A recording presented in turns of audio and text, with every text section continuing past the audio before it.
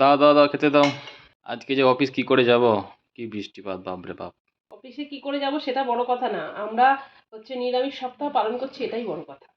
কখনো কখনো বলে মাছ মাংস খাওয়া ছেড়ে দেবো, আর 7 দিন মাছ খাইনি বলেই বিশাল ব্যাপার। কিন্তু অবশ্য কথা, রবিবার সোমবার মাংস খেয়েছে। তাহলে কদিন হলো? আজকে বৃহস্পতিবার, 3 দিন।